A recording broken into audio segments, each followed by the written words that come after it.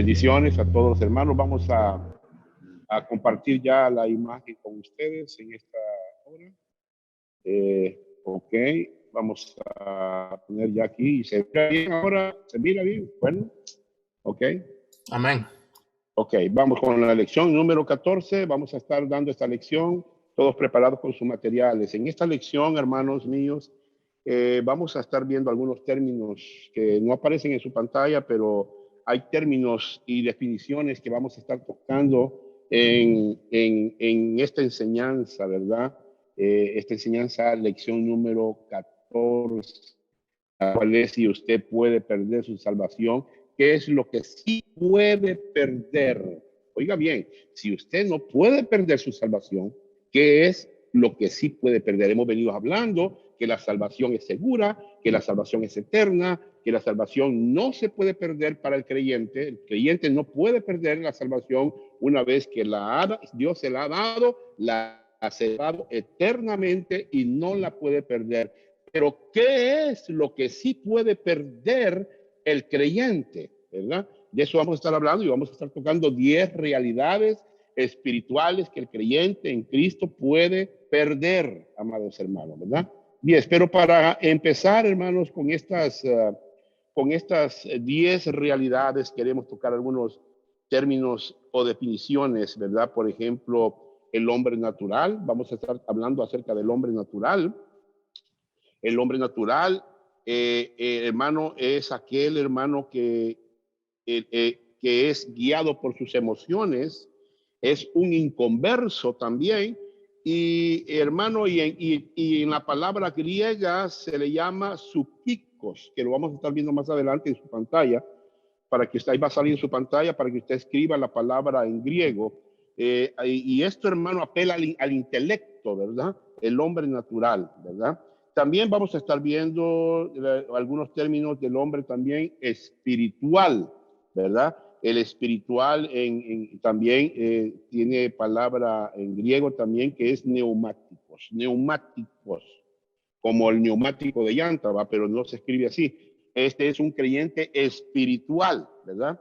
Que ha sido salvo por la gracia del Señor. También vamos a estar viendo al hombre carnal, ¿verdad?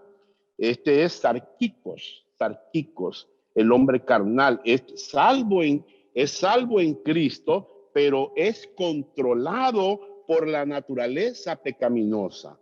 Ustedes ya lo hemos explicado varias veces que el hombre carnal es un hombre salvo, ¿verdad? Salvo, pero es controlado por la naturaleza pecaminosa, ¿verdad? También otras cláusulas, como por ejemplo la palabra sí, ¿verdad? La palabra sí, pueda que no, son palabras que vamos a estar utilizando también en esta enseñanza. Como confesar también, vamos a estar viendo la palabra confesar, si es la palabra griega que muchas veces lo hemos venido repitiendo en este estudio de Romano, que es homologeo, ¿verdad? Que significa decir la misma cosa o es estar de acuerdo con Dios. Nosotros tenemos que estar de acuerdo. Cuando Dios dice, eso es pecado, pues uno tiene que decir, sí, Señor, es pecado. Tienes razón. Eso es homologeo, el poder estar de acuerdo con Dios también. Así que a la medida en que hemos estado estudiando versículo tras versículo, el libro de Romano, hemos tenido bien, amados hermanos, algunos estudios que hemos estado enseñando sobre lo que estamos aprendiendo de este maravilloso libro que es el libro de Romanos, ¿verdad? Un libro ejemplar, hermano, ¿verdad? Como les decía a ustedes, si usted va a decirle a alguien con qué libro puede comenzar a estudiar, no lo mande a Mateo porque ahí está la genealogía. El nuevo va a comenzar a leer la genealogía de Jesús. No lo mande a Mateo. Ni lo mande a Apocalipsis tampoco, ¿verdad? Porque ahí está hablando de cosas que ni la va a entender. Ni lo mande tampoco a Génesis, porque Génesis pues habla de la creación del mundo y no es malo saberlo, ¿verdad? Pero eso lo van a entender después. El libro que toda persona debiera empezar a leer es el libro romano. ¿Por qué? Porque ahí es donde habla de la justificación, cómo el hombre es justificado delante de Dios. Así que en el transcurso de todo este estudio, amados hermanos, Hemos visto bosquejos del libro romano, como por ejemplo el pecado y la condenación, la justicia de Dios requerida, dos, la salvación y la justificación, la justicia de Dios recibida, la explicación de la justificación, la salvación es por gracia mediante la fe, también la ilustración de la justificación, como por ejemplo tocamos a Abraham, cómo fue justificado también y cómo David también, ¿por qué no decirlo? David también sale ahí. Lo mismo los resultados de la justificación también, ¿verdad? Las bendiciones y la seguridad eterna del creyente. Hemos venido tocando si usted ha confiado en Cristo solamente, su salvación es eterna o es seguro. Bueno, usted puede ver, todo esto lo hemos tocado, hemos usado también 3 lecciones para dirigirnos a la pregunta, ¿qué debo hacer para ser salvo? ¿Verdad? Hemos tocado eso. ¿Y qué no debo hacer también para ser salvo? Hemos visto que Jesucristo pagó totalmente pagó él la pena de nuestros pecados y que un pecador sin esperanza que va rumbo al infierno es salvo en el momento en que esta persona confía o cree en Jesucristo, solamente para la justificación. Hermanos, miren, en las lecciones anteriores hemos visto cuántas miramos 30 miramos, ¿verdad? En las lecciones anteriores. Y no me voy a detener mucho a explicarlas cada una porque usted ya las miró. Su salvación es eterna y segura. Y como creyente en Cristo, usted no necesita preguntarse día tras día si es salvo o no, pues usted es guardado, salvo por el poder y la gracia de Dios. Si usted se para, hay muchos de ustedes que se paran en los púlpitos y que son predicadores y que predican en sus iglesias. Pero si usted le dice a la iglesia, si Cristo viniera en este instante, ¿usted está seguro que se va para el cielo? La mayoría, por ejemplo, aquí en El Salvador, la mayoría no están seguros. No están seguros y es porque no tienen ellos seguridad de su salvación. Y otra de las cosas es porque también no les han enseñado a ellos también, ¿verdad? Miramos los 3 tipos de hombres que usted debe reconocer también, ¿verdad? Mire, por ejemplo, aquí miramos cómo el hombre que ha puesto su fe y solamente en Cristo, con solamente confiar. Usted mira que este hombre está sentadito en la silla ahí, él está confiando, él no está haciendo nada para salvarse, nada, no necesita hacer nada, solamente poner su fe en Jesucristo, en Cristo Jesús, el dador de la gracia, y eso es lo único que él debe de hacer. Y esto, hermano, lo que Cristo hizo en la cruz del Calvario son los méritos de Cristo. Esto es lo que a Dios le agrada.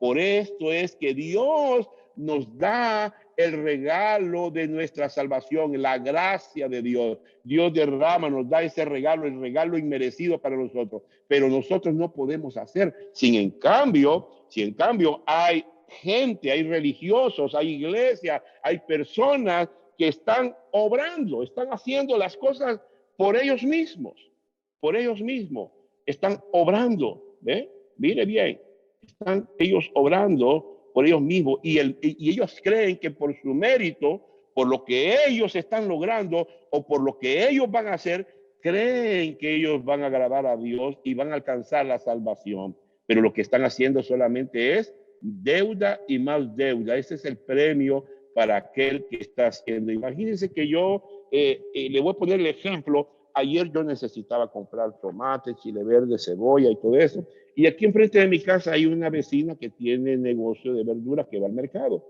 Y ella, hermanos, viene siempre a las 5:30 de la tarde. Pero ella desde las 5 en adelante que se mete para su casa, ella cierra las puertas y ya no le vende a nadie. Ella es de una iglesia sabatista. Entonces ella no vende ya a nadie.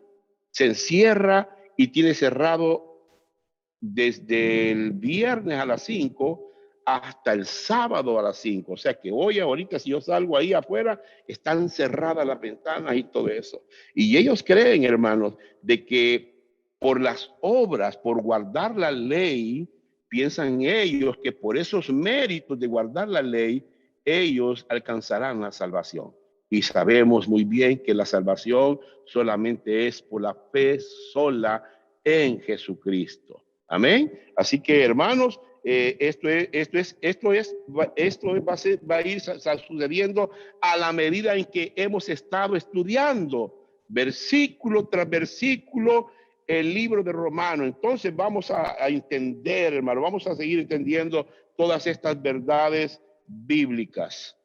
Esto se llama tener seguridad eterna. La seguridad eterna es una verdad maravillosa, maravillosa, que hemos visto en Romanos, en el capítulo 5, lo hemos visto, y que hemos ampliado también ahora en las próximas lecciones que vamos a ver. Queremos hacer y responder las siguientes preguntas como creyente en Cristo. Si no puede perder su salvación, ¿qué es lo que sí puede perder entonces? ¿Verdad? Queremos ver 10 realidades espirituales que un creyente en Cristo puede perder. Recuerde que la deuda está cancelada, está pagada. Usted ya no tiene que hacer nada, solamente poner su fe en Jesucristo. Esa deuda, cuando el Señor dijo, Tetelestai, la deuda está cancelada. Él la canceló en la cruz de Calvario. Él la hizo, no la hicimos nosotros. Usted no pudo haber hecho el 99% en la cruz de Calvario. O sea, Cristo no pudo haber hecho el 99%, perdón, en la cruz de Calvario y decir, yo voy a hacer ese 1%. No, no, usted no hizo nada. Usted no hizo nada para merecer ese regalo. El Señor hizo el 100% en la cruz de Calvario. Así que, hermanos, solamente lo que tenemos que hacer es poner nuestra fe, nuestra confianza, depender del Señor Jesucristo. Eso es todo lo que Dios pide de nosotros. Confiar, que confiemos en la cruz, que confiemos en el Señor Jesucristo. Amén. ¿Verdad? Hay versículos bíblicos acerca de la justificación, ¿verdad? Justificados pues por la fe. Ahora nosotros tenemos paz para con Dios, dice Romanos 5:1, ¿verdad? Ya nosotros somos ya justificados. Y una vez ya justificado, usted tiene paz. Antes no la tenía. Usted era enemigo de la cruz. Usted era un enemigo de Cristo. Y de eso vamos a ver del hombre natural. Cómo el hombre natural es enemigo de Dios. No hay paz en él. ¿Ve? Pero usted que ha alcanzado la salvación tiene la paz del Señor. 3 tipos de hombres que usted debe de conocer.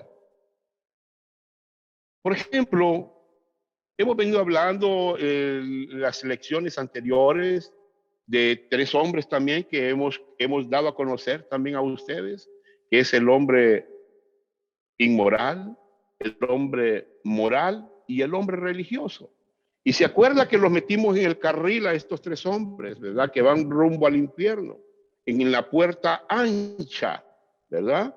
Y dijimos que si estos 3 hombres, el hombre moral y religioso, no se arrepienten, que es metanoia, amén, arrepentimiento, que significa no es estar uno arrepentido, hermano, y decir, ay, yo me arrepiento y se pegan en el pecho. No, no es ese arrepentimiento, ¿verdad? O que vamos a estar todos tristes, ay, aquí yo estoy bien por lo que yo hice. No, arrepentimiento es cambiar de actitud, cambiar de mente. Si yo hacía aquello, pues ya no lo voy a hacer.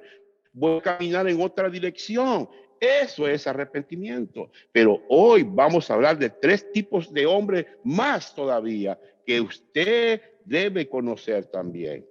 Veamos qué es lo que dice Primera de Corintios 2, 14 al 14. Dice, pero el hombre natural, eso está en su Biblia, en Primera de Corintios, usted puede buscarlo en su Biblia, porque usted tiene que pasar todo, hermano, por el colador que es la palabra. Tiene que mirarlo.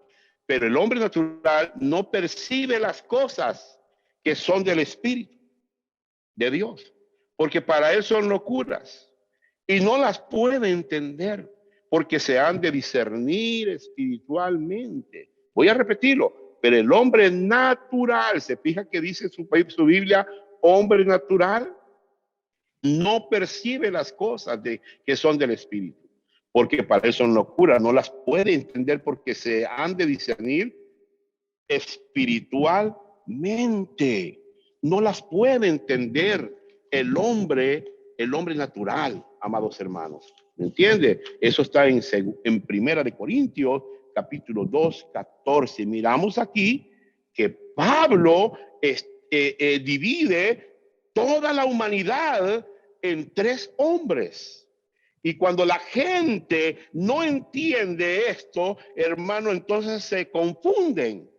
Cuando no saben dividir, como por ejemplo también el hombre moral, inmoral y religioso, que usted lo vio, cuando el hombre no puede dividir esto, entonces se confunden. Lo mismo hoy que vamos a estar viendo estos tres hombres. También si usted no lo mira, usted no sabe distinguir esto, entonces la mayoría se confunden. O sea, debemos de estar bien claro en nuestros pensamientos. Amén. Pablo dividió a los hombres en tres clases, empezando con el hombre natural. ¿Se fija en la Biblia lo que dice en 1 Corintios 2:12, 2:14? El hombre natural. Pablo comienza, observe en el principio del versículo 14, pero el hombre natural, dice. Amén. Entonces vamos a ir a nuestro material para ver qué es lo que vamos a aprender del hombre natural. Bueno, su libro de trabajo. El hombre natural es alguien que no es salvo, alguien que nunca ha creído solamente en Jesucristo para salvación. Repito, el hombre natural es alguien que no es salvo, alguien que nunca ha creído solamente en Jesucristo para salvación. El hombre natural, que es psúquico, proviene del término griego psúquicos, refiriéndose al alma, apela a su intelecto. Oiga bien, sus emociones o sentidos, conocido también como el hombre sensual. Este hombre es inconverso. Este hombre es inconverso. Amén. Este hombre es un inconverso. En el libro de Romanos, en el capítulo 8, 9, nos dice, mas vosotros no vivís según la carne, sino según el Espíritu. Si es que el Espíritu de Dios mora en vosotros. Y si alguno no tiene el Espíritu, no es de Cristo. Entonces, el hombre natural no es salvo. ¿Por qué? Porque no tiene el Espíritu. Es posible que conozca a alguien que tenga ojos hermosos. Cuando usted ve a esta persona, la primera cosa que usted se fija es en los ojos hermosos. Es posible decir que la persona tiene los ojos hermosos. Así que el factor dominante de esa persona son sus ojos. En la misma manera, la palabra psúquico quiere decir que es un hecho. Es un hecho. El factor dominante del hombre natural es el alma, es decir, su intelecto, sus emociones, sus sentidos. Eso es. Mire, el hombre natural, vaya copiando. Psúquicos, ahí está en griego. Hombre sensual, el hombre inconverso. Este es el hombre inconverso. ¿Lo copió? Ok, espero que lo haya copiado.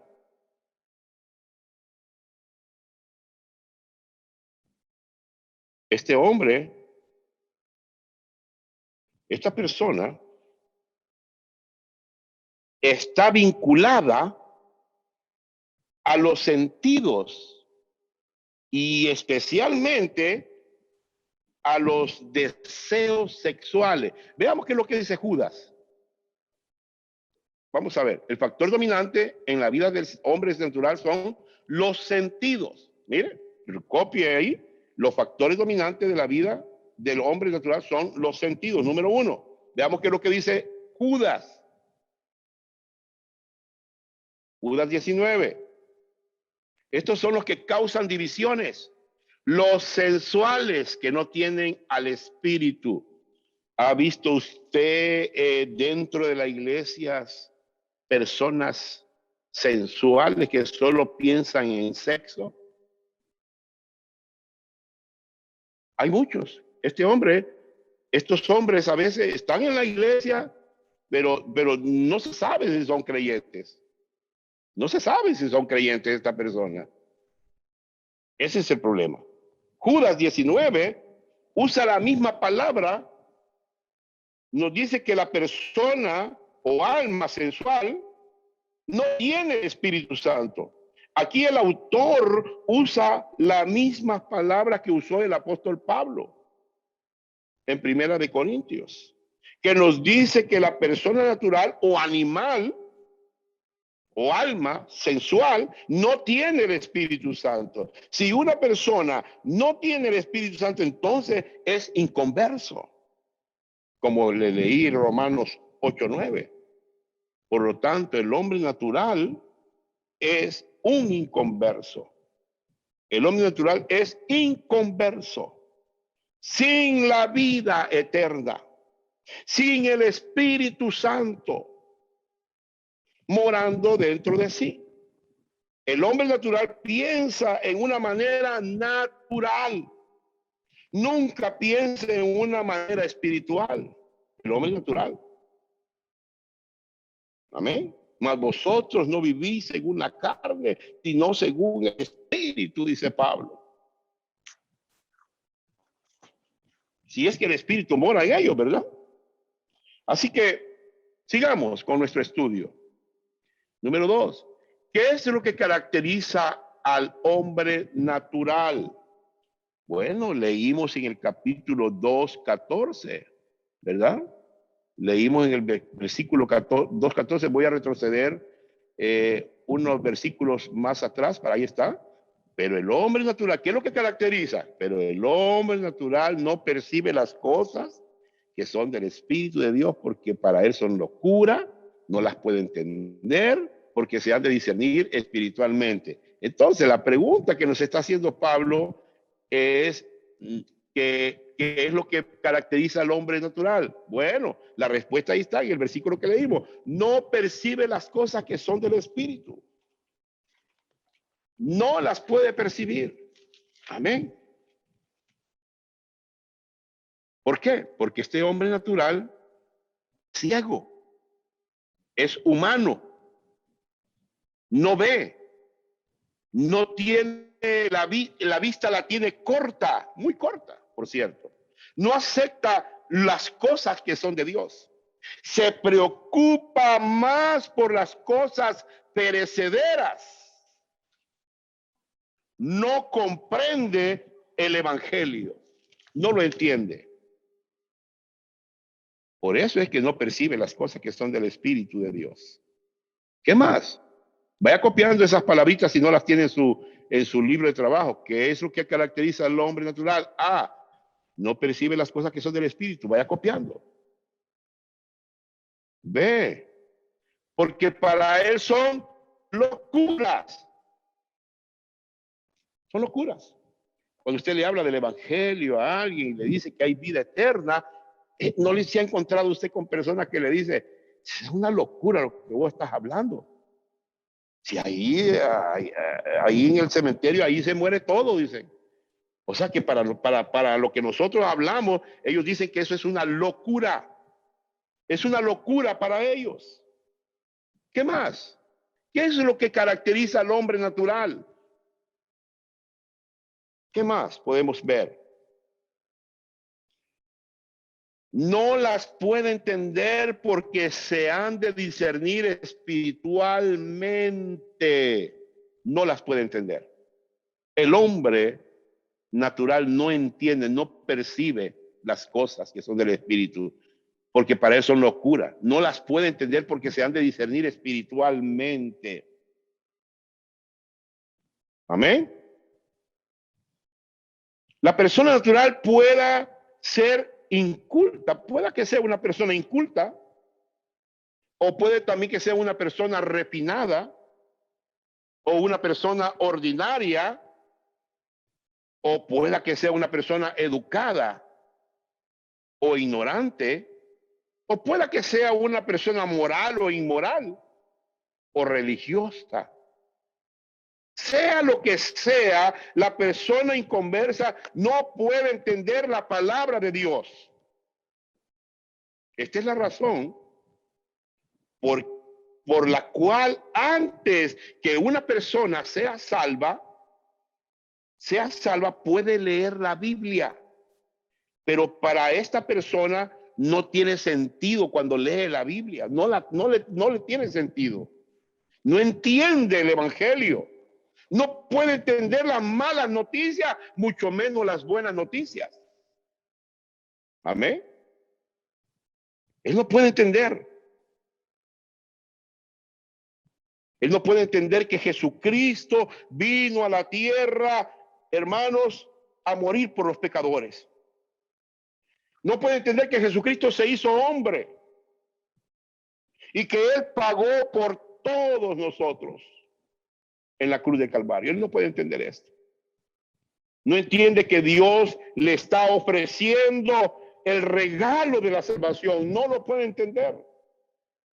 Él no puede entender que es, mire, una vez dijo un hermano, estaba un hermano predicando de la gracia siempre, estaba en el parque de aquí, de un pueblo que se llama Chinameca, y les estaba hablando a los microbuseros.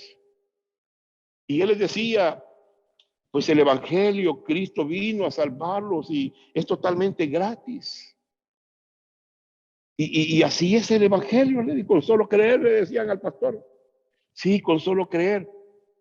Qué chivo, decían ellos. Está fácil, con solo creer yo me salvo. Sí. Ah, pues está chivo, está fácil, dijeron ellos así. Sí, es fácil para ustedes, pero para el Señor no fue fácil.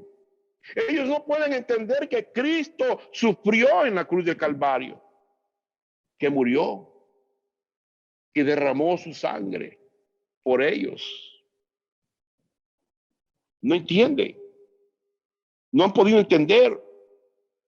Pero en el momento que una persona una persona es salva mediante la fe solamente en Jesucristo, entonces esa persona recibe el Espíritu Santo y su espíritu humano es regenerado. Y desde ese momento en adelante, el Espíritu Santo de Dios puede usar su palabra y empezar a enseñar a este nuevo creyente, a esta nueva mujer, a este nuevo hombre o joven, las verdades, hermanos, reveladas de la Biblia. Por esta es la razón, porque el pasaje no termina con el hombre natural. No termina aún todavía con el hombre natural. Y lo que dice en 1 Corintios 2, 15, 16. En cambio, y aquí va el otro hombre, el espiritual. Ahí va el hombre espiritual. Ya Pablo ya habló del hombre natural. Ahora va a hablar del hombre espiritual. En cambio, el hombre espiritual, ahí dice el espiritual, juzga todas las cosas. Pero él no es juzgado de nadie. Porque ¿quién conoció la mente del Señor? ¿Quién le instruirá? Mas nosotros tenemos la mente de Cristo. Como Pablo introduce al hombre espiritual. Amén. Según el hombre, ¿qué debemos de entender con respecto a esto? Ve, 3 tipos de hombres que usted debe de reconocer. El hombre espiritual es alguien quien es salvo y es controlado por el Espíritu Santo. El hombre espiritual es alguien quien es salvo y es controlado por el Espíritu Santo. Amén. El hombre espiritual, neumáticos. Ahí está, miren. Apúntelo. El hombre espiritual, neumáticos. Creyente espiritual. Apúntelo. La palabra griega para recibirse, para referirse al hombre espiritual es neumáticos. Neuma es la palabra para espíritu. Ikos es el factor dominante. Entonces, el hombre espiritual es un creyente. Él tiene el Espíritu Santo. Pero no solamente eso, sino que el hombre espiritual deja que el Espíritu, el Santo, le enseñe la palabra de Dios y vive por fe. El hombre espiritual es uno que está siendo controlado por el Espíritu Santo. Amén. Qué diferencia con el hombre natural, que no percibe nada, que no percibe absolutamente nada. Amén. ¿Lo apuntaron? Espero que sí. Espero que lo hayan apuntado. Veamos, vamos a estar viendo unas imágenes ahí. ¿Ok? Más adelante. Número 1. El factor dominante de la vida del hombre espiritual es la palabra de Dios y la influencia del Espíritu Santo en su vida. Repito, el factor dominante en la vida del hombre espiritual es la palabra de Dios y la influencia del Espíritu Santo. ¿Qué es lo que nos domina a nosotros? ¿Qué es lo que a usted lo domina? La palabra de Dios. La palabra es la que te instruye. La palabra es la que te enseña. La palabra es la que te guía. Es la que te domina. Es la que te conduce. Es la que te enseña. Amén. Como resultado de vivir por fe,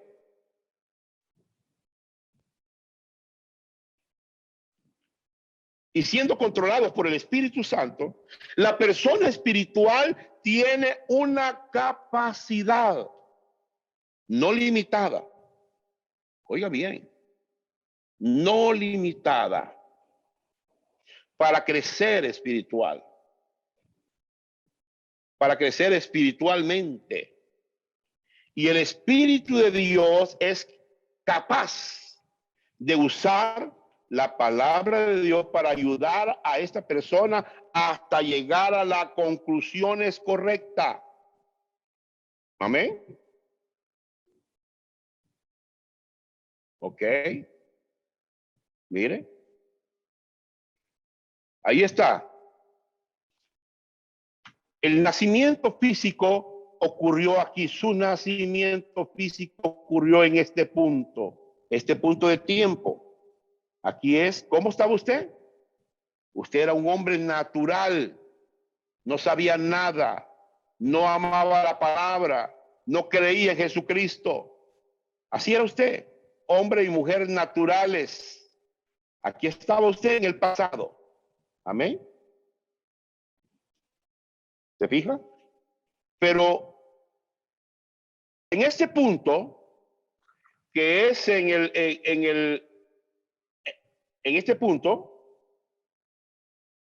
este punto de tiempo que se llama la justificación, fue cuando usted puso su fe solamente en Jesucristo. Juan 1:12 nos dice, más a todos los que le recibieron, a los que creen, usted puso su fe creyendo en el Señor, a los que creen en su nombre, les dio potestad de ser hechos hijos de Dios.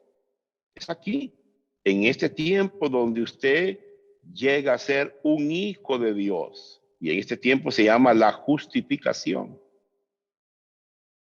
Esto sucedió en un punto de tiempo, en el pasado. En el pasado, recuerde que usted estaba sin Cristo también, en este punto de tiempo. Sin fe, no había creído, pero aquí puso su fe en Él. Dios lo llama a usted para que ponga su fe. Y entonces, comenzando desde este punto, usted viene caminando en este proceso de tiempo. Aquí está caminando usted en este tiempo. Ahorita en el presente, usted va caminando en este proceso de tiempo y este proceso de tiempo se le llama santificación.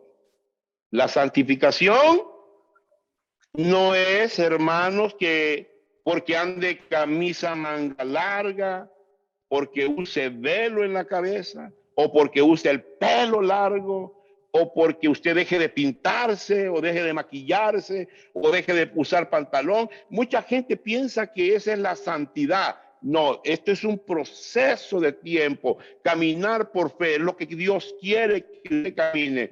Todo por la gracia de Dios mediante una rendida dependencia en el Señor por medio del Espíritu Santo.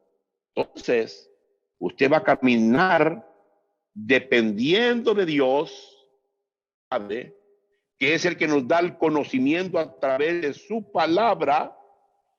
Amén. Como dice Romanos 12:2, no os conforméis a este siglo, sino transformados por medio de la renovación de vuestro entendimiento, para que comprobéis cuál sea la buena voluntad de Dios, agradable y perfecta. Amén. Así que usted debe de caminar en este camino. Aquí estamos nosotros, caminando en el presente. Y vamos rumbo a este punto, que es el punto de la glorificación cuando Cristo venga. En este punto Cristo viene. Bien, el rapto o la muerte. Una de las dos cosas va a suceder. Ahorita está sucediendo la muerte, porque Cristo no ha venido todavía. Entonces, la muerte es la que está sucediendo ahorita. Entonces, vamos directo a este punto. Este es un proceso de tiempo. En este proceso de tiempo, amado hermano, usted va cambiando poco a poco hasta que llegue a la estatura, a la misma medida, a la misma estatura de Cristo. Amén. Sigamos. Número 2. ¿Qué es lo que caracteriza al hombre espiritual? Bueno, veamos. Vamos a ver, creo que este versículo no aparece ahí en la pantalla.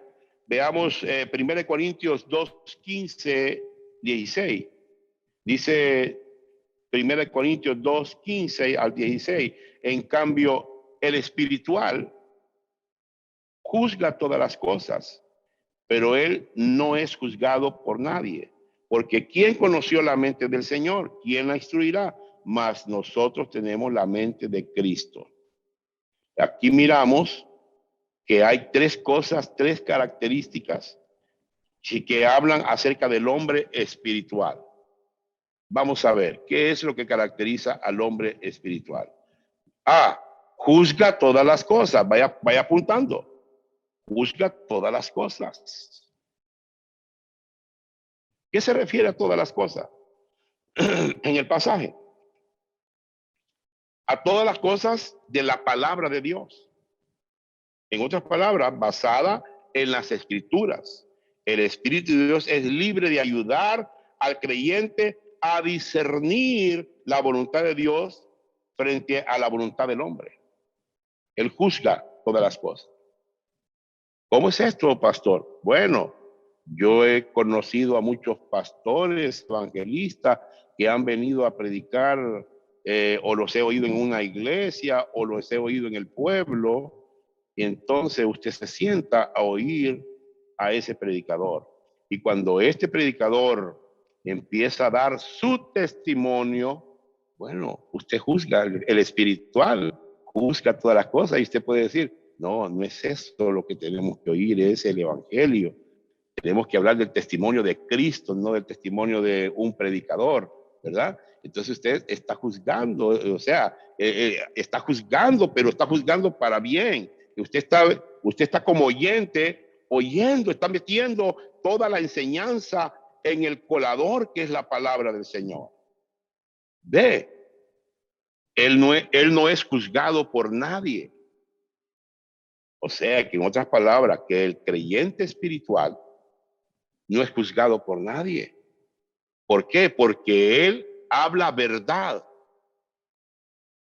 Yo he estado en un lugar, hermano, donde he estado en medio de falsos maestros y les he estado reprochando a ellos lo que ellos enseñan, pero ellos no me reprochan nada a mí, sino más bien que ellos quieren defender lo que ellos están enseñando. Pero no me pueden a mí reprochar nada porque saben que no pueden. Entonces, no es juzgado por nadie. También tiene la mente de Cristo. Usted necesita tener la mente de Cristo. Mientras que este creyente es guiado por el Espíritu de Dios, está respondiendo al Señor, porque tiene la mente de Cristo, tiene la mente, tiene la palabra. El inconverso no puede entender estas cosas. El inconverso solamente puede pensar en la manera natural, mientras que el creyente espiritual, el creyente que está lleno del Espíritu Santo, está pensando sobrenaturalmente. El inconverso puede pensar en términos, conceptos de la tierra, mientras que el creyente espiritual vive a la luz de la eternidad, haciendo lo que el Señor quiere que haga y lo que la palabra de Dios le dice. Como resultado, el creyente que es guiado por el Espíritu Santo está pensando en un nivel diferente, con una perspectiva diferente que los inconversos, que el hombre natural. Por esa razón, el hombre natural no puede entender al creyente espiritual. Ellos se preguntan, ¿por qué es que ese creyente lee la Biblia tanto tiempo? A mí me dicen, ese hombre solo pasa sentado ahí leyendo la Biblia. ¿Por qué? ¿Por qué va a la iglesia todos los domingos? ¿O por qué quiere estar hablando solamente de Jesucristo? Y a veces otros inconversos, hermanos, enfrentan al creyente espiritual por la manera en que vive y por las decisiones que hace en Cristo. Amén. Así que, hermanos, es necesario, veamos qué dice Primera de Corintios 3 del 1 al 4. Dice, de manera que yo, hermanos, no pude hablaros como espirituales, sino como a carnales, como a niños en Cristo. Os di a beber leche y no viandas, porque aún no erais capaces, ni sois capaces todavía, porque aún sois carnales. Pues habiendo entre vosotros, mira lo que había en los Corintios, celos, contiendas, disensiones, ¿no sois carnales? Y andáis como hombres, porque diciendo el uno, y yo ciertamente soy de Pablo, y el otro, yo soy de Apolo, ¿no sois carnales? Amén. Hermano, esto que leemos aquí en este texto, ¿no está pasando esto hoy en día en nuestras iglesias también? Sí, está pasando. Ahora veremos el tercer hombre carnal. Ahí está. Miren, ya hablamos del hombre natural, el hombre espiritual y ahora viene el hombre carnal. Es alguien quien es salvo, pero es controlado por su naturaleza pecaminosa. Es alguien que es salvo, pero es controlado por su naturaleza pecaminosa. Amén.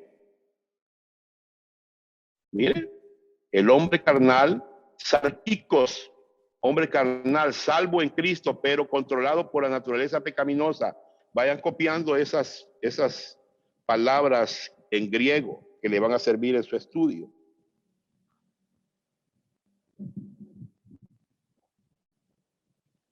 este hombre carnal no es espiritual ni es inconverso. La palabra griega para carnal es sarquico. Sark es la palabra para carne. Ikos es el factor dominante. Amén. Número 1. Vamos a ver. El factor dominante en la vida del hombre carnal es la influencia de la naturaleza pecaminosa en su vida. El factor dominante de la vida del hombre carnal es la influencia de la naturaleza pecaminosa en su vida. Ese es el factor dominante. Recuerde que este hombre carnal tiene dos naturalezas. La naturaleza de Adán cuando él vino, cuando él nació, y la naturaleza de Cristo cuando él creyó. El problema de este hombre es que él está siendo dominado por la naturaleza pecaminosa. Ese es el problema. Es influenciado por esta naturaleza. Amén. Entonces, ¿cómo es que sabemos que el hombre carnal es un creyente? Lo sabremos por los versículos. Por los versículos. Mire, voy a irme para atrás un poquito, el versículo. De manera que yo, hermanos, le está hablando, mire, eran creyentes. ¿Se fija? Eran creyentes. No pude hablarlos como espirituales. El Pablo no podía tratarlos como espirituales, sino como a carnales, dice Pablo. Eran creyentes que estaban viviendo en su naturaleza pecaminosa. Pero les dice su condición era que ellos estaban siendo influenciados, hermanos, amén, por su pecaminosidad. Pero esa era la condición de ellos. Pero su posición es que ellos eran niños en Cristo. Esa es la posición de todo hombre carnal. Como a niños en Cristo, dice el versículo 1. O sea que eran creyentes y eran salvos. Os di a beber leche y no viandas porque aún no eras capaces, ni sois capaces todavía, porque aún sois carnales. Y le vuelve a repetir otra vez de nuevo, carnales. Mire, pues habiendo entre vosotros, ¿qué es lo que había en ellos? Celos, mire, ahí está, mire, celos. ¿Ve la flecha? Había celo, contiendas, disensiones. ¿No sois carnales? Les hago la pregunta, ¿en sus iglesias hay celos? ¿Hay contienda, hay disensiones también? ¿No son carnales?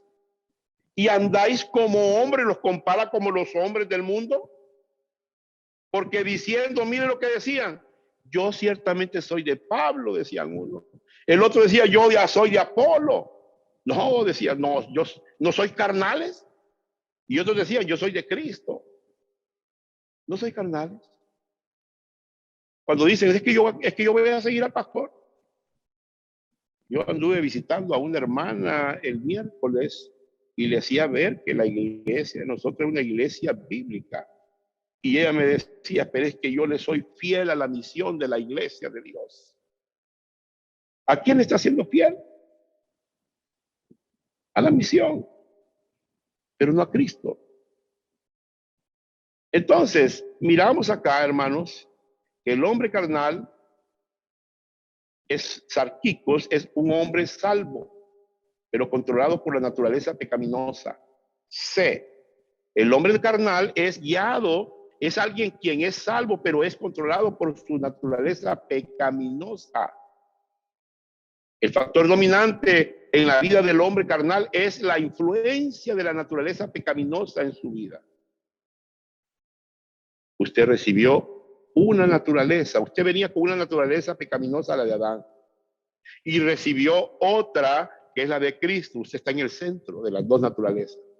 Entonces usted va a decidir a quién voy a seguir, a quién voy a hacer caso, ¿A la del espíritu o a la de la carne? El problema es cuando nosotros decidimos al de la carne, entonces entristecemos al Espíritu Santo cuando somos guiados por la carne. Hay tristeza en el Espíritu Santo.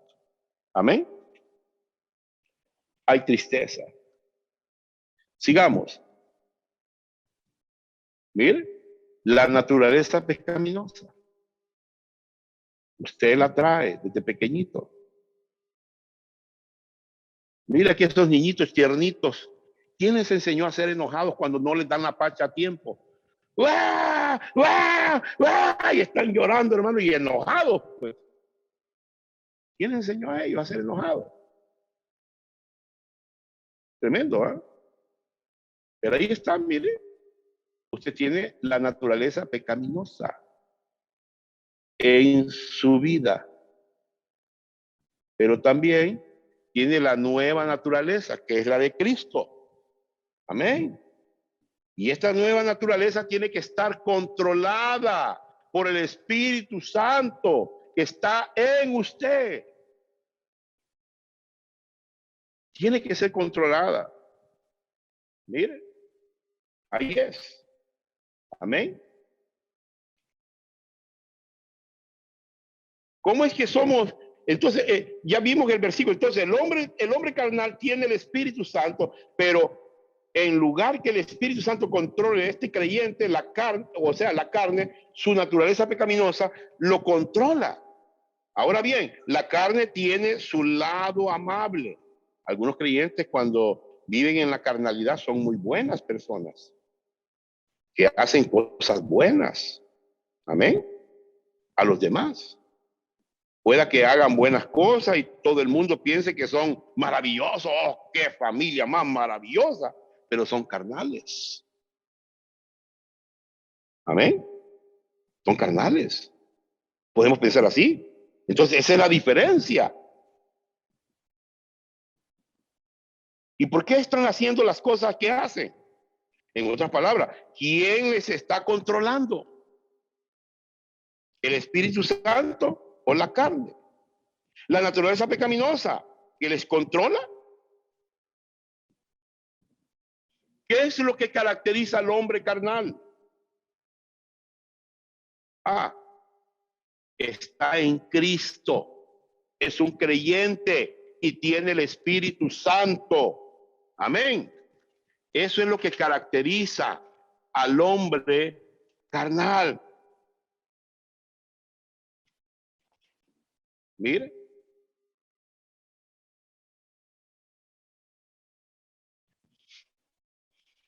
Es un creyente y tiene el Espíritu Santo.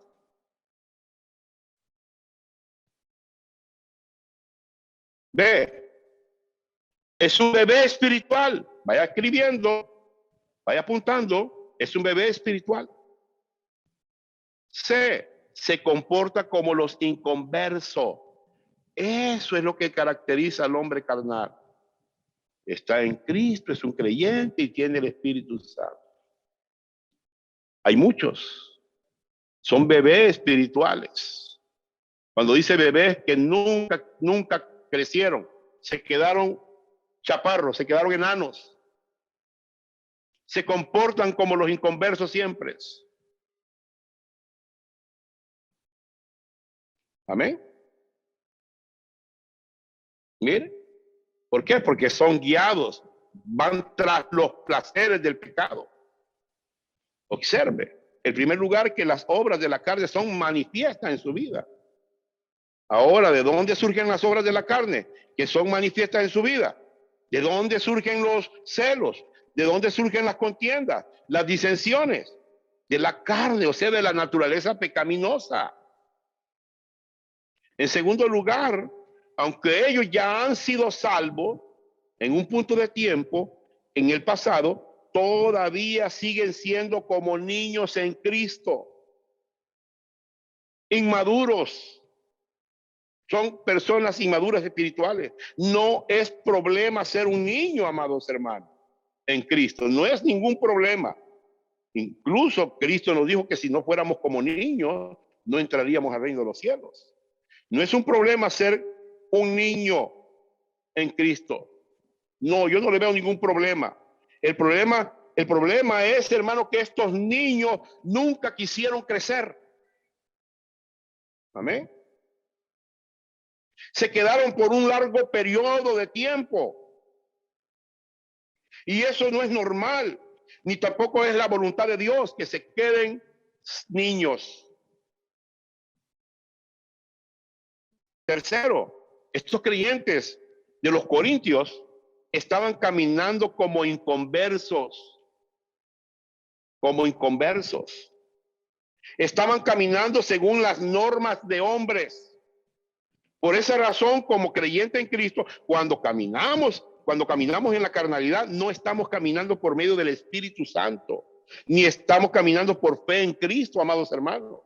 Estamos caminando como inconversos en nuestro propio punto de vista. Cuando un creyente no está pensando correctamente con respecto a la palabra de Dios, cuando un creyente no está respondiendo al Señor en su comunión personal, su caminar es semejante al caminar del inconverso. Camina igual que el inconverso. ¿Entendió lo que dije? Tal vez ellos están viviendo por los elogios de otros, por el sexo o por el dinero. Al final ellos viven por sí mismos en lugar de vivir para el Señor. 2. ¿Es posible que el creyente carnal pueda perder su salvación por medio de la carnalidad, actuando o comportándose como los inconversos? Veamos esto si es cierto. ¿Es posible? ¿Qué dice usted? ¿Qué dice usted acerca de esto? Aunque el creyente carnal esté caminando de la misma manera que un inconverso y vive en rebelión hacia el Señor, su destino ya ha sido cambiado del infierno al cielo. Y él está asegurado en Cristo eternamente, nunca puede perder su salvación. Veamos. ¿Qué dice Primera de Corintios? Primera de Corintios 3, 11 y 15. 3, 11 y 15. Porque nadie puede poner otro fundamento que el que está puesto, el cual es Jesucristo. Y si sobre este fundamento alguno edificare oro, plata, piedras preciosas, madera, heno, hojarasca, la obra de cada uno será manifiesta, porque el día la declarará, pues por el fuego será la obra de cada uno, cual sea el fuego la probará. Si permaneciere la obra de alguno que sobreedificó, recibirá recompensas. ¿Qué le parece? Y sigue. Si de alguno se quemare, él sufrirá pérdida, si bien él mismo será salvo, aunque así como por fuego. ¿Entendió esto? ¿Entendió estos versículos usted? Veámoslo. Ahí está. Primera de Corintios. Vamos a tratar de explicar el fundamento es Cristo. Tenemos la ilustración de esto, hermano. Jesucristo es el fundamento. El fundamento de este edificio es Jesucristo. Cada creyente tiene este fundamento y es el resultado de ser salvo. Estos pasajes nos enseñan que ahora tenemos una decisión que tomar. ¿Cómo vamos a edificar sobre este fundamento? Cuando edificamos sobre este fundamento, tenemos elecciones que hacer. Podemos edificar con materiales. Oiga lo que voy a decir, con materiales como oro, aquí está, miren, oro, como plata, piedras preciosas, como madera, como heno, como hojarasca. Usted puede edificar Vea lo que dice el apóstol. Observe. En primer lugar, que las obras de la carne son manifiestas en sus vidas. Entonces, ¿de dónde surgen las obras de la carne? Ya lo dijimos, que son manifiestas en las vidas. Surgen de los celos, contiendas, disensiones, de la naturaleza pecaminosa. Amén. Ahora, aunque el creyente carnal esté caminando en la misma manera que un inconverso y vive en rebelión del Señor, su destino, como le dije, ya ha sido cambiado. Amén. Ya ha sido cambiado. Los materiales que usted mira acá, quiero que por un momento usted piense en ese edificio que Pablo escribió de la vida cristiana como un edificio. Los primeros tres materiales, aquí están, 1, 2, 3, son usados para construir, son permanentes. Amén. Son permanentes. Que es el oro, la plata, las piedras preciosas. Mientras que la madera y el heno y la hojarasca, que son las otras tres que están aquí, que usted mira, son perecederos. Como creyente en Cristo, usted necesita determinar día tras día, momento tras momento, qué tipo de materiales usted va a utilizar para construir su vida, su ministerio. En otras palabras, necesitan decir si lo que hacen como creyente habrá de tener importancia a la luz de la eternidad. Por ejemplo, el oro, la plata, las piedras preciosas, hermanos, son representadas con la palabra de Dios, de aquellos que están bajo control del Espíritu Santo, viviendo vidas para el Señor, viviendo mediante la fe. La madera, el heno y la hojarasca son materiales perecederos, cosas hechas en la carne según el mundo. Las primeras tres representan cosas hechas en el Espíritu Santo. Veamos. El versículo 15 asegura a los creyentes que aunque todo lo que hagan en su vida después de la salvación serán juzgados por Dios como sin valor aún, así seguirán siendo salvos. Amén. ¿Ok? 1 Corintios 3:13 dice la Biblia que la obra de cada uno será manifestada porque el día lo declarará. Mire, pues por el fuego, ¿qué pasa si metemos el oro por el fuego? ¿Cuál sería el resultado de meter el oro por el fuego? Pasaría de sólido a líquido, pero no deja de ser oro.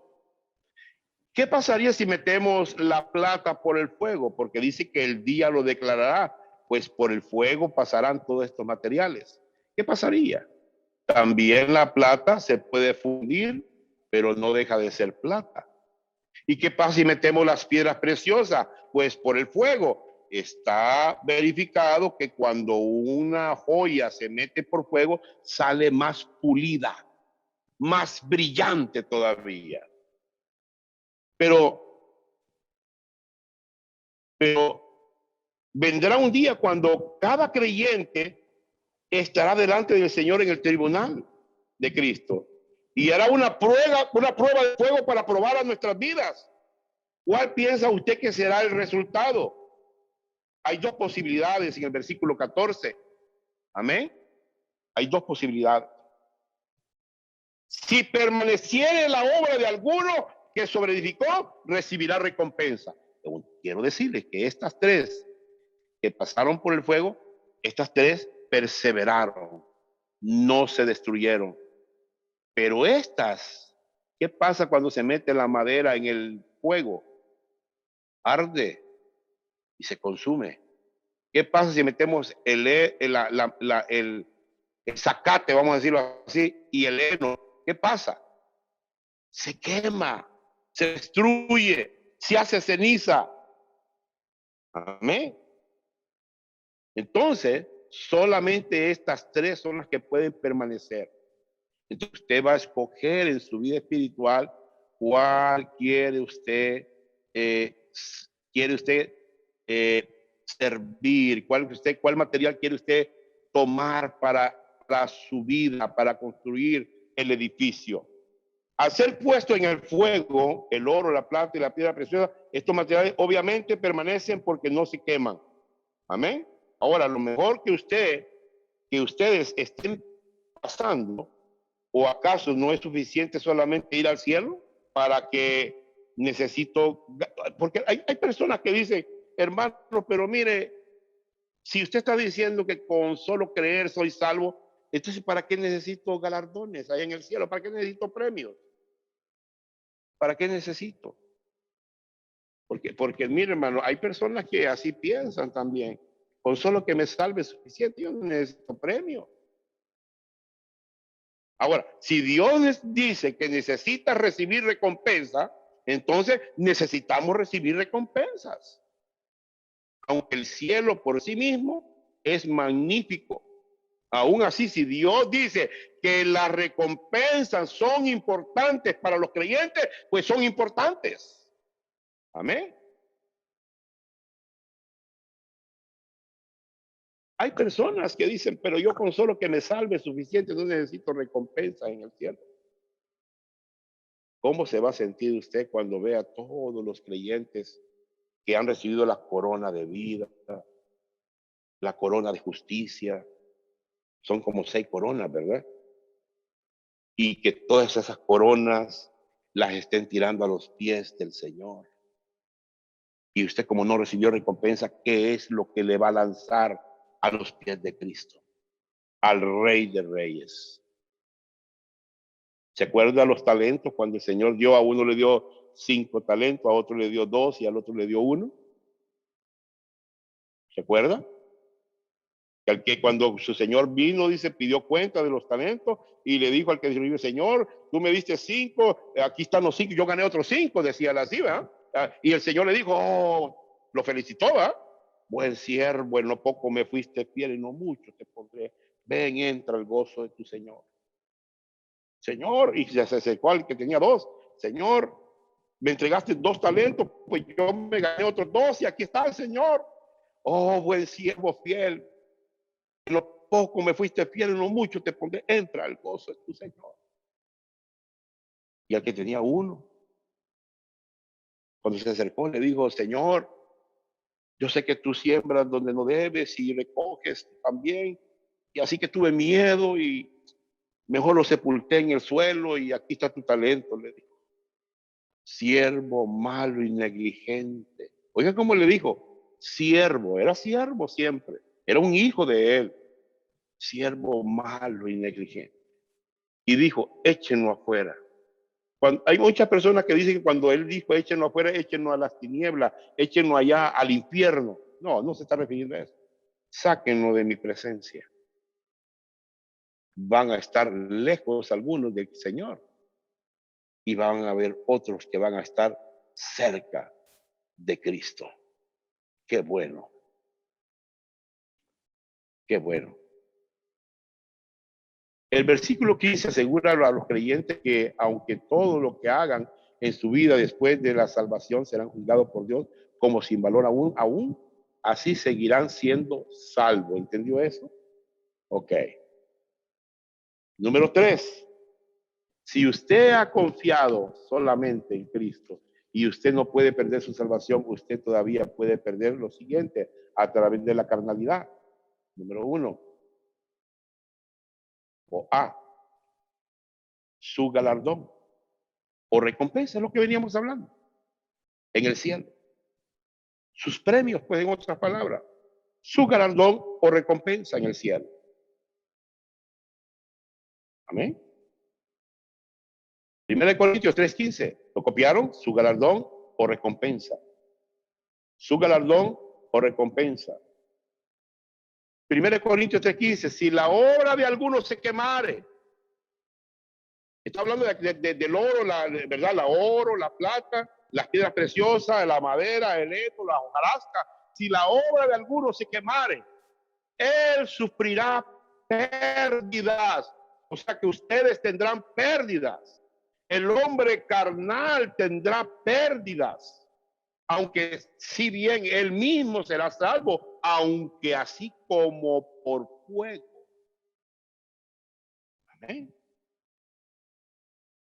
Pablo tenía inquietudes sobre la pérdida de los galardones en la vida del cristiano. Sí, él tenía inquietud y quería explicar esto. Pablo pensó que nunca podría fallar o que él sería la excepción. No, él no pensaba así como le pudiera decir, como hecho de la misma tela que otros creyentes. Él se consideró así como usted y como yo. Note lo que él dijo en 1 Corintios 9:24. ¿No sabéis? ¿O no sabéis que los que corren en el estadio, todos a la verdad corren, pero uno solo se lleva el premio? Corred de tal manera que lo tengáis.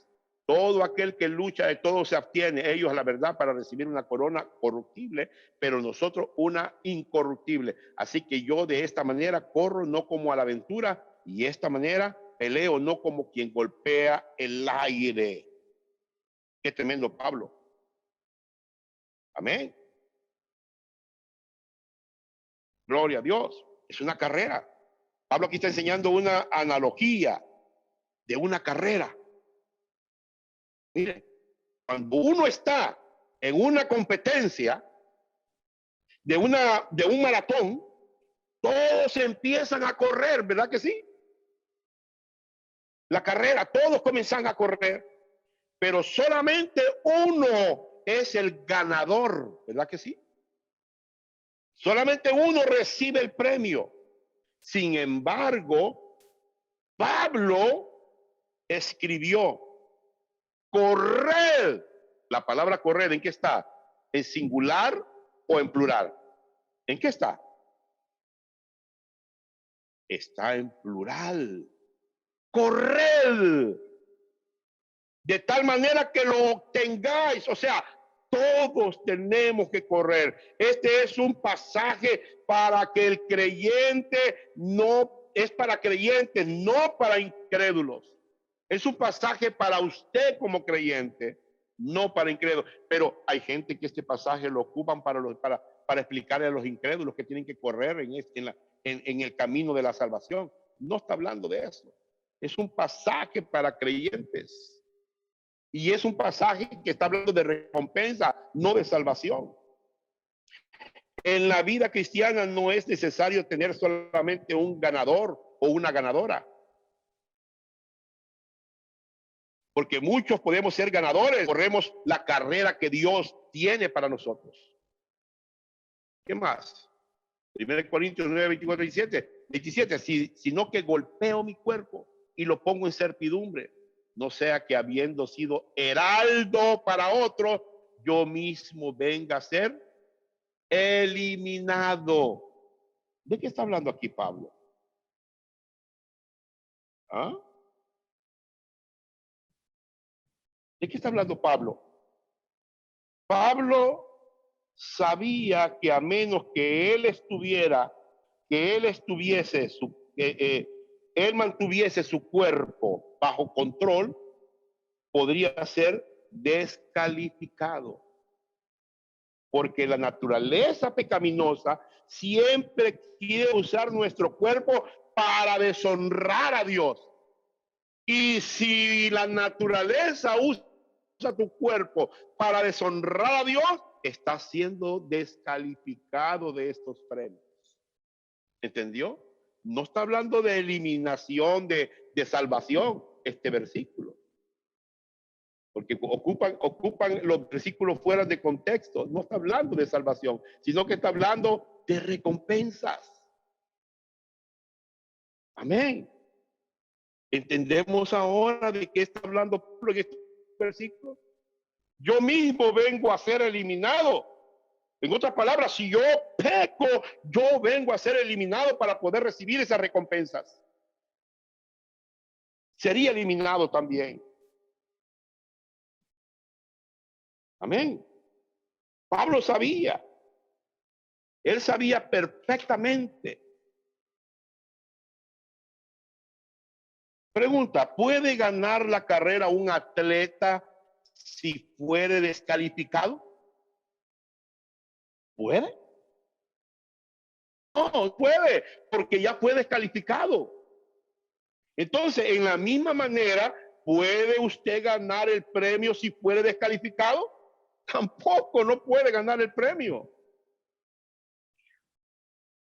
Entonces, estamos tratando de enseñar cómo el creyente debe de vivir en el segundo tiempo de su caminar diario, que es la santificación.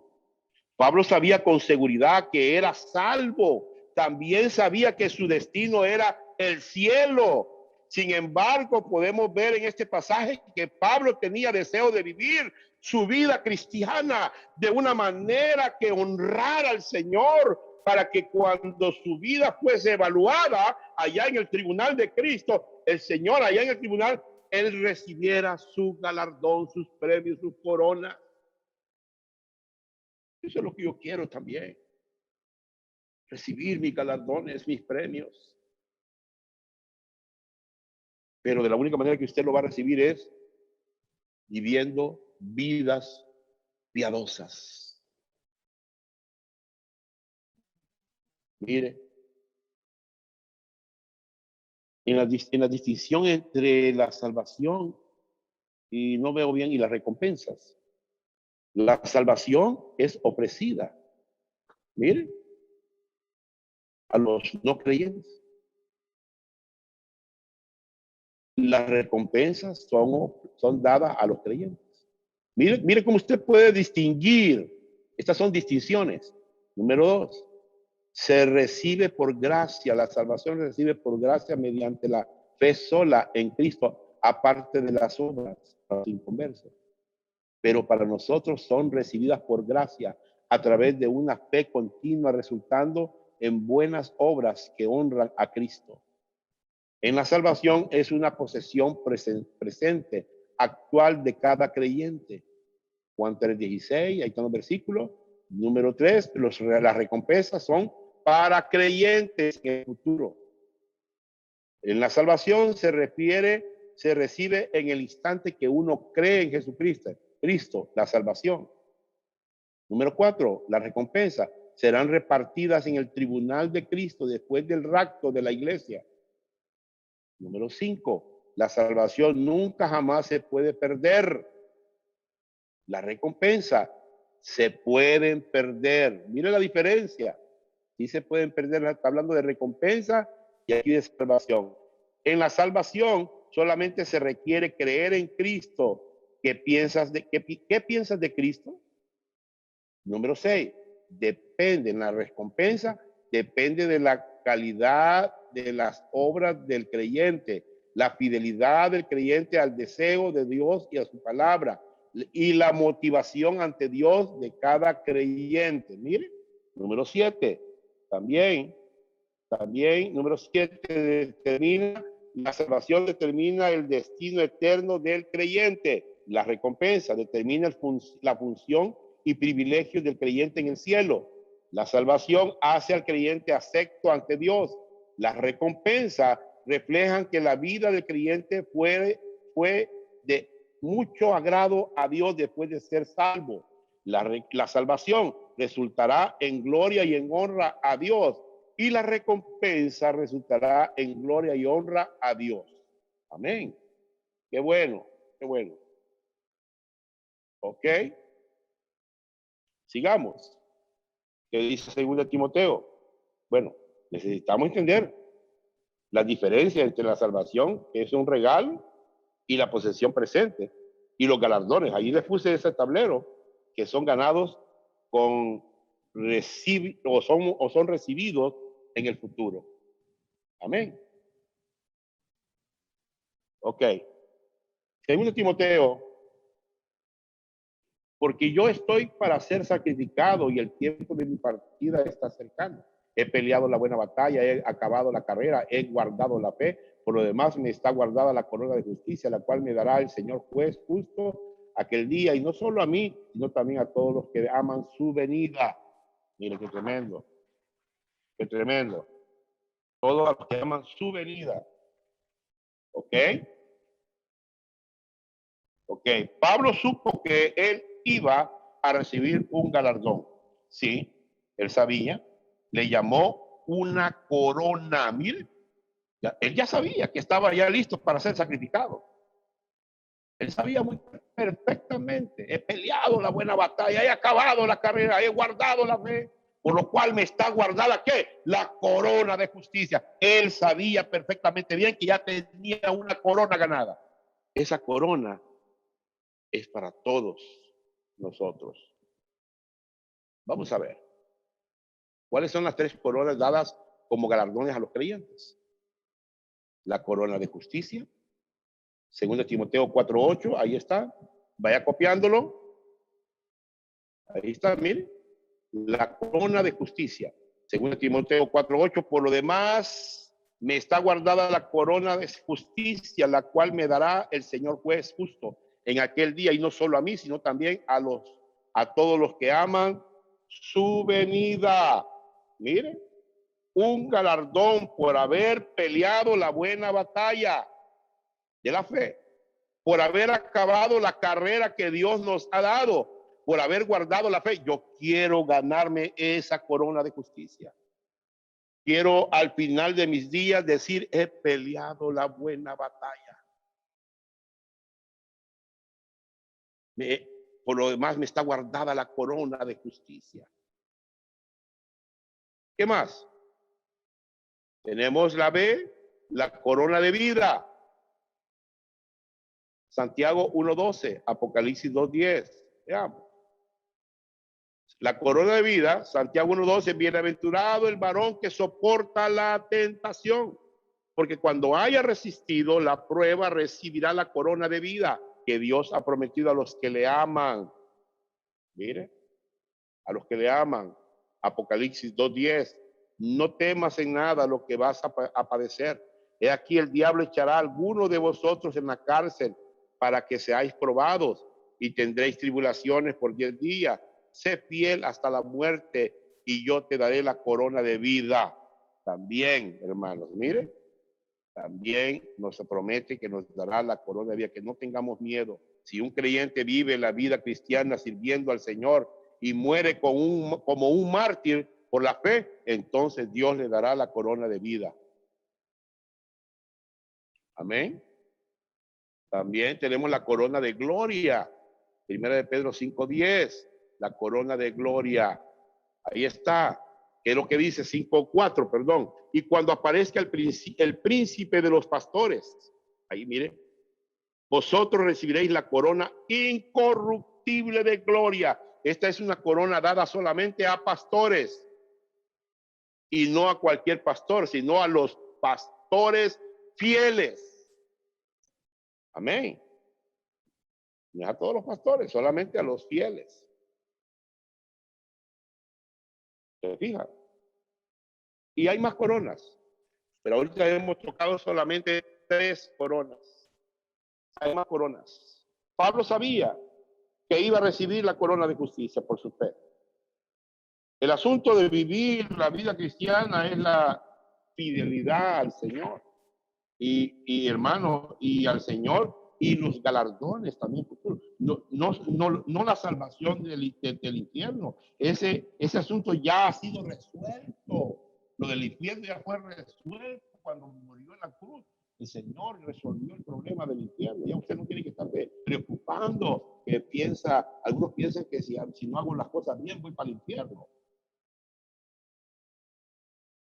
Si usted completa la carrera que Dios tiene para nosotros, entonces recibirá galardones. Pero aquellos que renuncian a servir, hacerlo fielmente, el Señor que vive para sí mismo, serán descalificados y no podrán recibir el galardón o recompensa. El versículo 8, Pablo está diciendo que la corona de justicia está disponible para nosotros también. Amén. Gloria al Señor. Timoteo 4:8, por lo demás me está guardada la corona de justicia, la cual me dará el Señor juez en aquel día, y no solamente a mí, dice, sino también a todos los que aman su venida. Es para todos. Amén. Todos aquellos que aman su venida. Sigamos. Si usted ha confiado solamente en Cristo, usted no puede perder su salvación. Usted todavía puede perder la siguiente a través de la carnalidad. B, su comunión o compañerismo con Dios. Su comunión o compañerismo con Dios. Amén. Veamos primera de Juan 1, del 3 al 10. Lo que hemos visto y oído, eso os anunciamos, para que también vosotros tengáis comunión con nosotros. Y nuestra comunión verdadera está con el Padre y con su Hijo, Jesucristo. Estas cosas os escribimos para que vuestro gozo sea cumplido. Este es el mensaje que hemos oído de Él y os anunciamos. Dios es luz y no hay ninguna tiniebla en Él. Si decimos que tenemos comunión con Él y andamos en tiniebla, mentimos y no practicamos la verdad. Mire cuántas veces aparece la palabra comunión en este versículo, en todos estos versículos. ¿Qué más? Pero si andamos en luz, como Él está en luz, tenemos comunión unos con otros. Y la sangre de Jesucristo, su Hijo, nos limpia de todo pecado. Si decimos que no tenemos pecado, nos engañamos a nosotros mismos y la verdad no está en nosotros. Si confesamos nuestro pecado, Él es fiel y justo para perdonar nuestro pecado y limpiarnos de toda maldad. Si decimos que no hemos pecado, le hacemos a Él mentiroso. Su palabra no está en nosotros. Mire qué tremendo. Todo lo que dice Primera de Juan 1. Algunos que dicen que Primera de Juan, dicen que Primera de Juan es una serie de pruebas para determinar si somos creyentes, genuinos o no. Muchos así dicen, ¿verdad? Este es un mal entendimiento del libro de Primera de Juan. Aquellos que piensan esto hacen preguntas como, ¿debo confesar mis pecados? ¿Debo obedecer a Dios? ¿Debo amar a los hermanos? ¿Cómo puede hacerse esto o aquello? Y si algo está, y si hago estas cosas, piensan ellos, puedo tener la seguridad y ser salvo. El problema con esta manera de pensar es que después de examinar todas las cosas, amados hermanos, ellos han perdido la seguridad de la salvación. Ellos han perdido. Ellos siempre están pensando y mirándose a sí mismos. ¿Y qué pasa si no confieso todos mis pecados también? ¿Y qué pasa si estoy enojado con los hermanos? ¿Y qué pasa si estoy sirviendo fielmente al Señor? ¿Cuál es el problema entonces? Usted está viendo la seguridad de su salvación basada en sus obras, basada en su caminar diario. En lugar de que Cristo hizo por usted, mirar lo que Cristo hizo por nosotros, en las promesas de Dios. Amén. Miremos.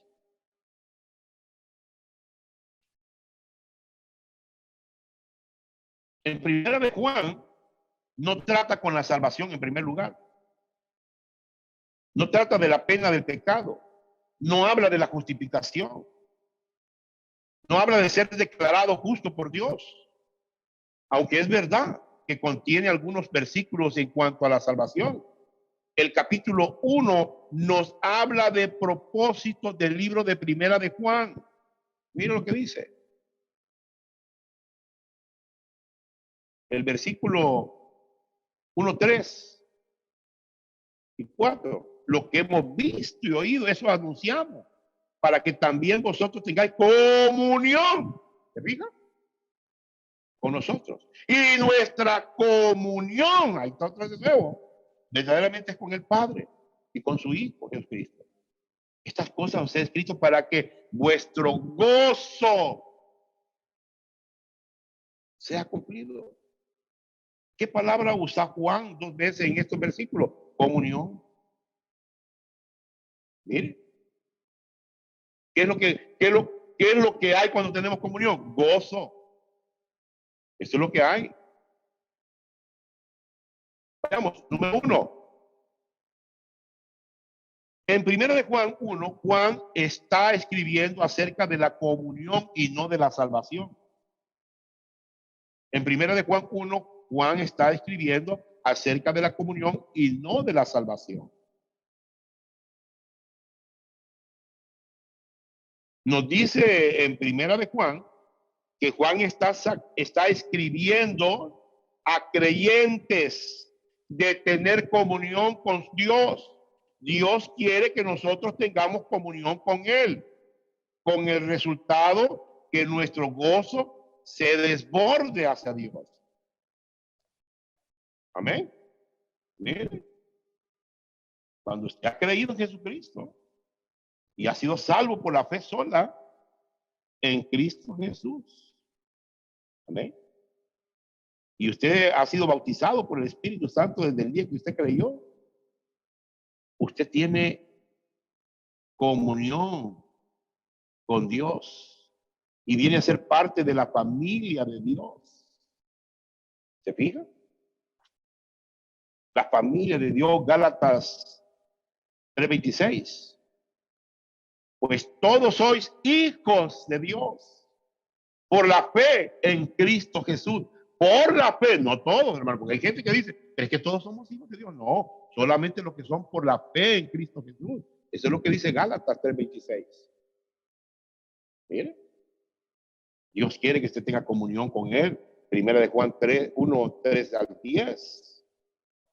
Recuerde que Juan es para creyentes y habla de la comunión y no de salvación. Amén. 1 Juan 1:6 dice así: si decimos que tenemos comunión con Él y andamos en tiniebla, mentimos y no practicamos la verdad. Amén. Mentimos y no practicamos la verdad. ¿Lo mira? ¿Ok? Cópienlo en su material. B. Bueno, en San Juan, en la literal A,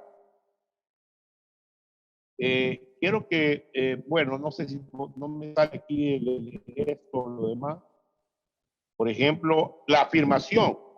Si decimos que tenemos comunión con Dios, la realidad, y andamos en tiniebla, o sea, el pecado engañado, el resultado número 1 sería mentimos. El resultado número 2 sería no practicamos la verdad. Eso sería. B. En 1 de Juan 1:7 dice así: pero si andamos en luz, como Él está en luz, y tenemos comunión, apunte, unos a otros, y la sangre de Jesucristo, de su Hijo, nos limpia de todo pecado. Nos limpia de todo pecado. Amén. Nos limpia de todo pecado. O sea que la condición, caminamos y andamos en luz, caminando por fe en las verdades de la palabra de Dios. Número C. 1 de Juan 1:8 dice así: si decimos que no tenemos pecado, nos engañamos a nosotros mismos y la verdad no está en nosotros. Voy a repetir. 1 de Juan 1:8 dice, si decimos que no tenemos pecado, nos engañamos a nosotros mismos y la verdad no está en nosotros. C.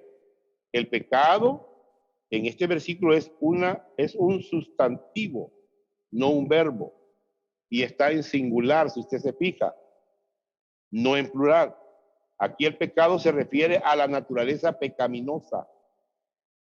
El versículo 8 se ocupa de formar o de pensar de las perspectivas equivocadas de la gente. ¿Amén? Hay personas que piensan de esta manera. Ellos piensan que pueden llegar a un punto en su caminar como creyente donde han alcanzado a dominar su naturaleza pecaminosa o que la han erradicado, o sea que ya la quitaron de ellos. Hay otros que piensan que en el monte de la salvación Dios quita la naturaleza pecaminosa. Así piensan algunos, ¿verdad? Ellos afirman que solamente tienen una nueva naturaleza y que Dios ha quitado completamente la naturaleza vieja. Eso no es cierto. Esto va a suceder hasta el día de nuestra redención. ¿Qué más? Primera de Juan 1:9 dice, si confesamos nuestros pecados, Él es fiel y justo para perdonar nuestros pecados y limpiarnos de toda maldad.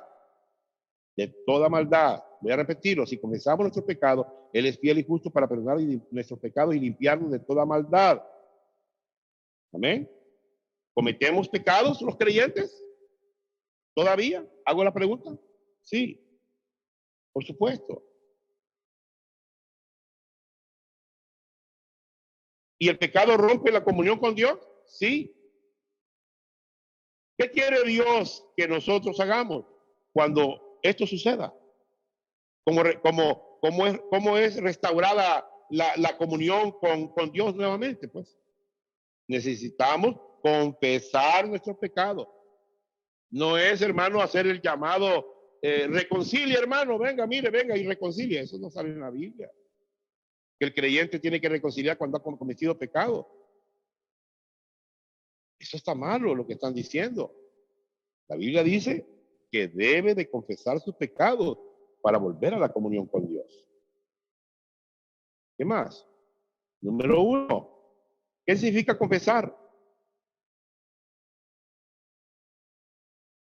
Confesar proviene de la palabra griega homologeo, que significa decir la misma cosa. O sea, estar de acuerdo con Dios. Si Dios dice, estás en pecado, usted tiene que decir, sí, Señor, yo estoy en pecado, reconozco que soy pecador. Eso es, estar de acuerdo. Cuando Dios dice es pecado, es pecado. Necesitamos estar de acuerdo con Dios y decir eso es pecado. Y Dios lo hace con el propósito de que usted se presente ante Él y así volver a depender de Él. Ese es el propósito de Dios.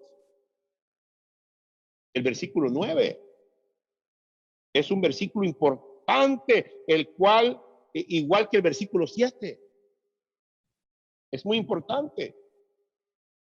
Veamos, el versículo 7 es el lado preventivo de la vida cristiana y el versículo 9 es el lado correctivo de la vida cristiana.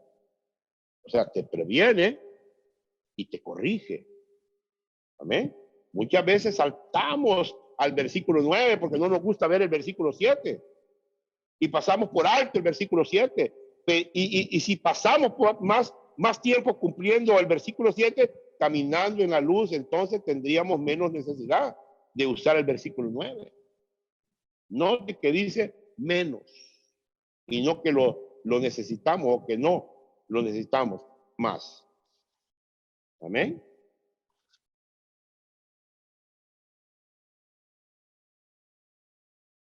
Pero si andamos, sigamos, en luz, como Él está en luz, tenemos comunión unos con otros.